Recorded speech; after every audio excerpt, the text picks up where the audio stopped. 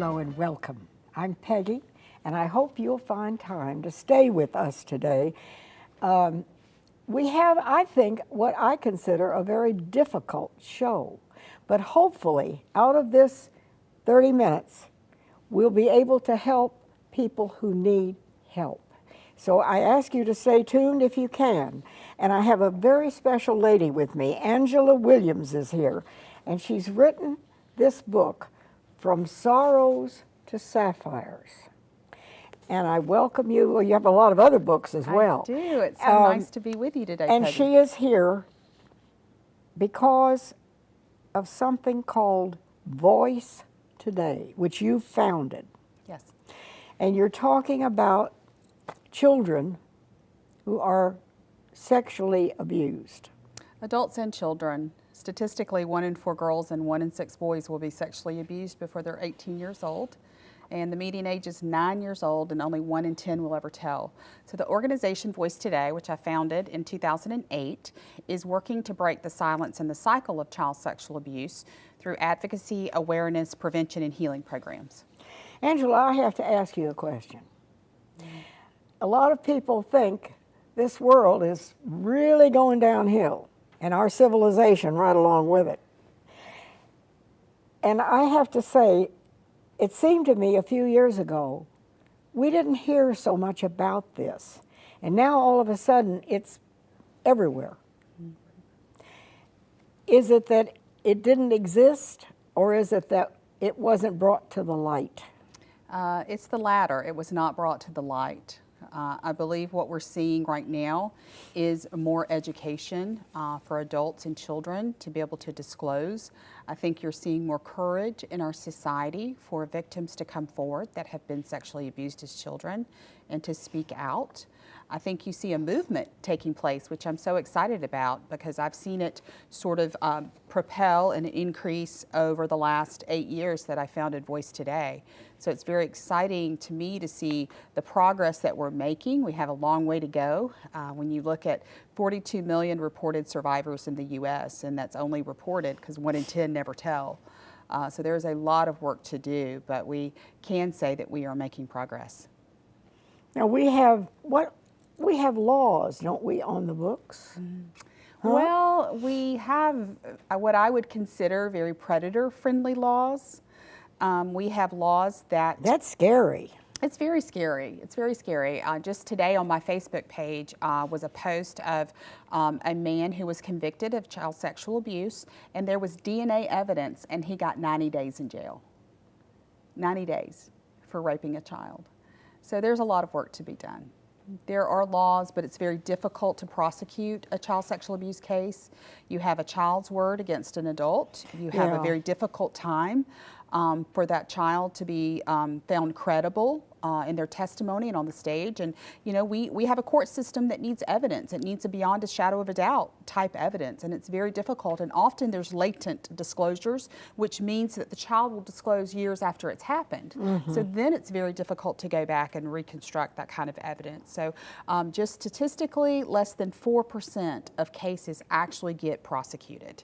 So you can imagine the bulk of accusations never go to trial and never are founded either innocent or guilty.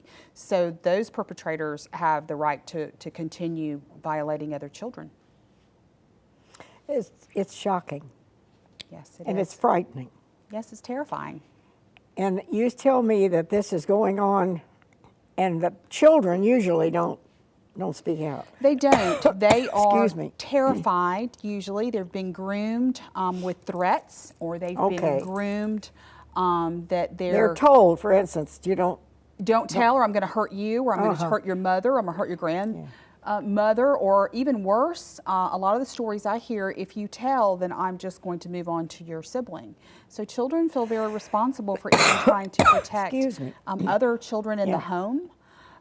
Children are threatened that, you know, they've taken maybe pictures of them, they'll put the pictures out on the internet. You know, children are vulnerable and they're scared, and the last thing that they want to do is be responsible for someone else's harm. So children are in a no-win situation, and a lot of times they tell and they're not believed. You know, because our pedophiles in our communities, our sex offenders in our communities are the pillars of our communities. They are. Now back up a minute. That's Yes. scary. That's really scary. So you're telling me that the people in our church, people who we work with that seem so honorable and upstanding and producing of good jobs and all, Let this they're the ones statistic- that are doing this? Let this statistic sink in for you. 93% of the time, the child knows, loves, and trusts the abuser. So what does that tell you? That means you know, love, and trust that abuser. It's someone that you are close to, you're married to, you're related to, or they're in your extended family, or they're your child's coach or teacher or Boy Scout leader, somebody that has ingratiated themselves into your life, into your child's life, and that they have easy access to your child. The median age of child sexual abuse is 9 years old. 9-year-olds don't have the car keys. No. Usually 9-year-olds are in our homes before, reasonable curfew, 8, 9 o'clock at night. So the offenses are taking place a lot of times when there's one-on-one interaction between an adult and a child that's not monitored. Okay. To say that this doesn't disturb me, it's frightening. It's upsetting. And I'm sure it is to most people out there watching, because we live in a world where we think everything is, hopefully, we go to church, we have our families, we think things are going along pretty well. And for most of your audience, it is frightening and disturbing. But for another part of your audience, they're saying, finally, somebody is talking about what I have suffered. Finally, someone is breaking the silence. And finally, somebody's trying to do something to help protect the next generation of children. So in addition to it being a very dark message, I hope that it's a very hopeful message, and that we're bringing light and we're casting light on a very dark issue, a very evil issue. The enemy has really gotten a stronghold on our children. And it's up to us, God's people, to stand up and to fight this evil head on. And of course, if you're a parent, you have to know where your child is and who the people they're with. But parents, you take your child to a Boy Scout situation, or Peggy, it has to and go you beyond have to that. believe that they're honorable and caring for your children, and you put them in a learning situation. Right, but it has to go beyond that. It has to go beyond trusting who you put your child with to you recognizing risky situations, you recognizing signs and symptoms of child sexual abuse, you recognizing risky behavior of an adult with your child. So that's what Voice Today wants to do, is we want to teach you all of those preventative measures, and that's what we've done in our books. Would you like for me to share some of the books? Yes, I do. And you have, we have a website and everything we're going to put up on the screen, yes, where people can get more information. But let me, these are your books, right? Yes, we have written these. These are Voice Today books that have been written in collaboration with myself and those in the mental health care profession, the medical profession. But Tough Talk to Tender Hearts helps you to learn how to layer conversations with your child over their childhood about personal boundaries, about personal safety, about personal power, so you can teach your child in a very healthy way what is appropriate behavior and what is not appropriate behavior. Tough Talk outlines signs and symptoms of child sexual abuse. It outlines how to take a disclosure that would be healthy for your child, what you say, how you say it.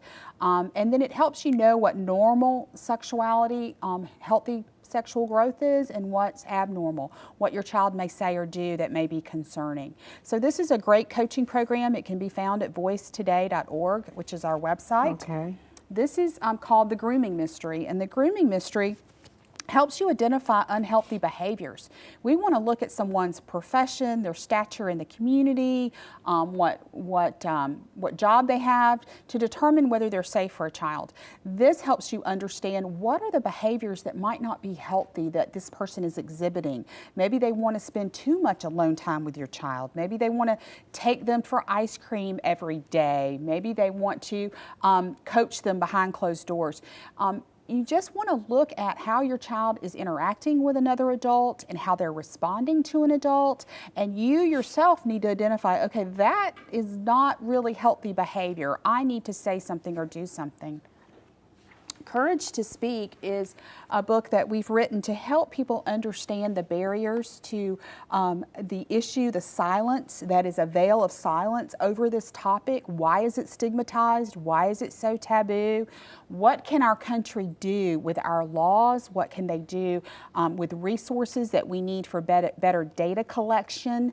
What can we do in actually prosecuting offenders with greater penalties? So there's a lot of work that we need to do on a policy level and a foundational level, and that's what Courage to Speak teaches us. And a lot of this is hush-hush. Very quiet. It happens, and children don't vote, and children don't pay taxes. The resources that are available for prevention of child sexual abuse are very few and far between. So we really need to educate your viewers, our communities on why this is so important.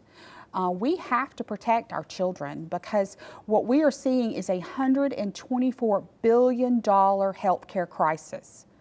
Child trauma, adverse childhood experiences is linked to chronic diseases, it's linked to chronic illnesses, depression, PTSD, drug and alcohol abuse, eating disorders, high blood pressure, heart disease, liver disease. Okay. All right, let me ask you a simple question, which comes to my mind, and I'm sure other people out there.